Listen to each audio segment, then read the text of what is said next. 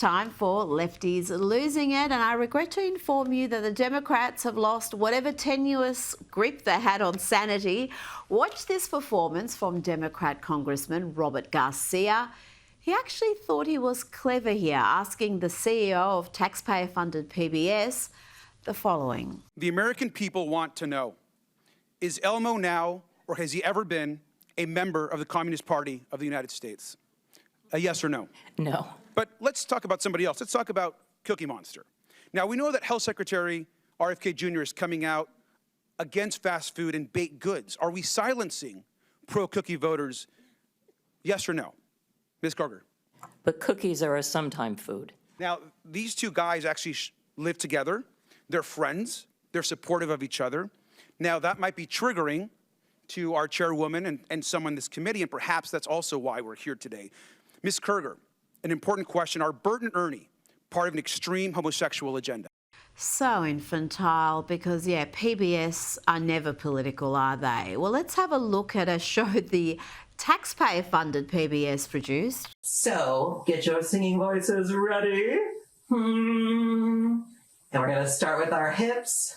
The hips on the drag queen go swish, swish, swish, swish, swish, swish. The shoulders on the drag queen go shimmy, shimmy, shimmy, shimmy, shimmy, shimmy, shimmy, shimmy, shimmy, blah, blah, blah.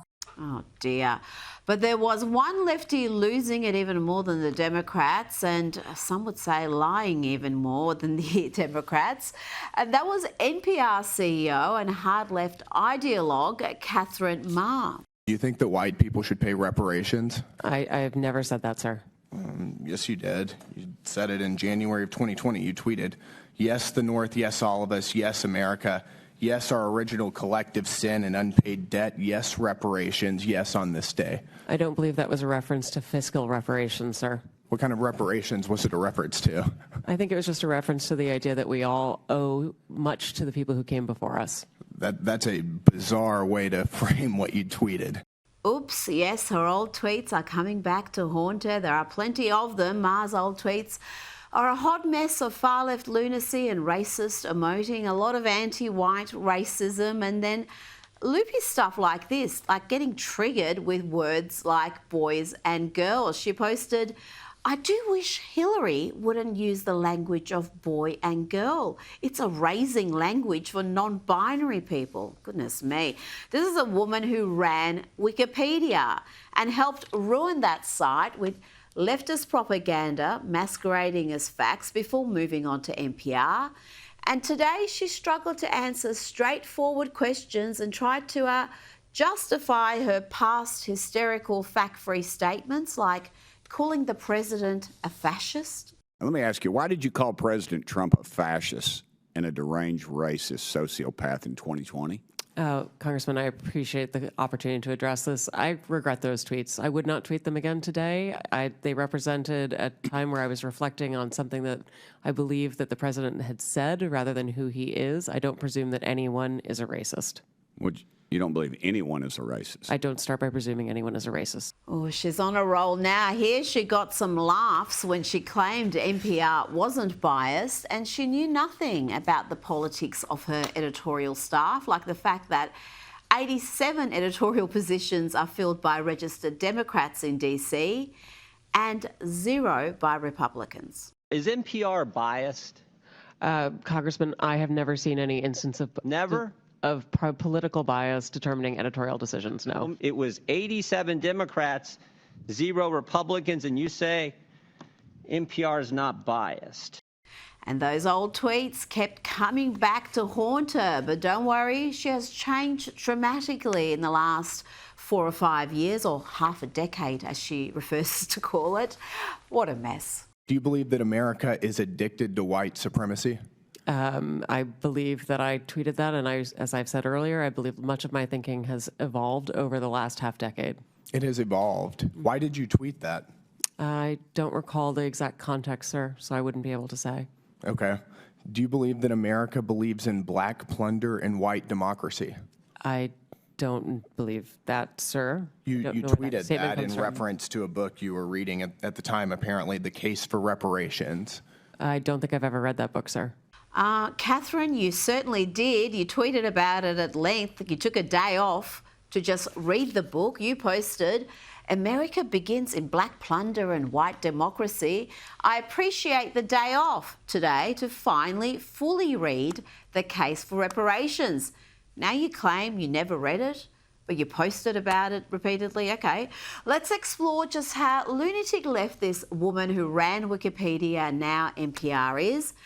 Thankfully, Brandon Gill has the receipts. Do you believe that looting is morally wrong? I believe that looting is illegal, and I refer to it as counterproductive. I think it should be prosecuted. Do you believe it's morally wrong, though? Of course. You tweeted, "It's hard to be mad about protests," in reference to the BLM protests, not prioritizing the private property of a system of oppression. You didn't condemn the looting. You said that it was counterproductive. NPR also promoted a book called In Defense of Looting. Do you think that that's an appropriate use of taxpayer dollars? I'm unfamiliar with that book, sir, and I don't believe that was at my time You at tweeted NPR. that you read that book, but I don't believe that I did read that. Now let's go to the disaster that is Disney's Snow White. I can't imagine why people are not warming to this woke reimagining of a much-loved favourite.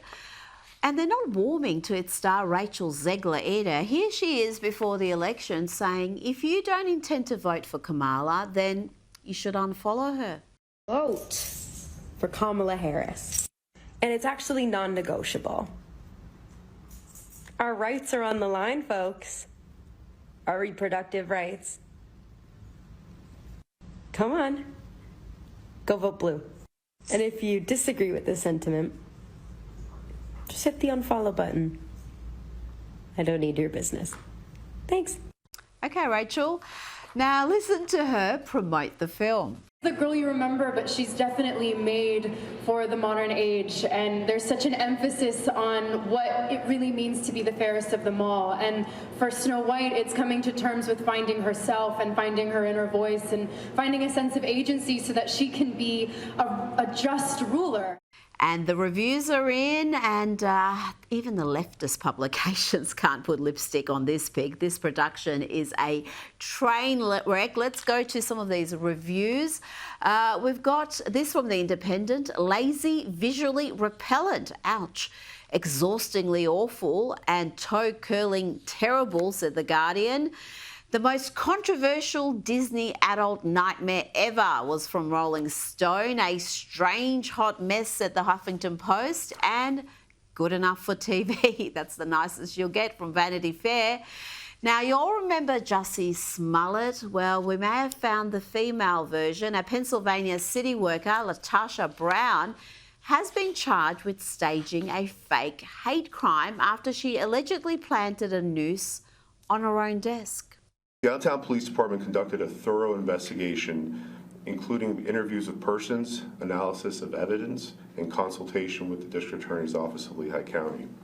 As a result of the subsequent investigation, Latasha Brown was charged with tampering with or fabricating physical evidence, a misdemeanor of the second degree, and false reports to law enforcement. Seems like the demand for racism is outstripping the supply. Now let's go to Elon Musk's transgender son, which who Teen Vogue has featured in their publication, just so this kid can blast his father and the Trump administration. Why else would they feature Vivian Jenner Wilson, a 20-year-old that's not really doing much and not exactly setting the world on fire, even with their social media output?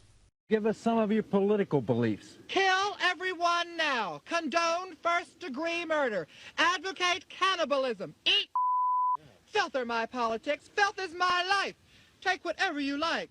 And for being so brave and stunning and hating on her anti-woke dad and, of course, Trump, Vivian gets a Teen Vogue fluff piece complete with the star treatment. I look like Ghostface.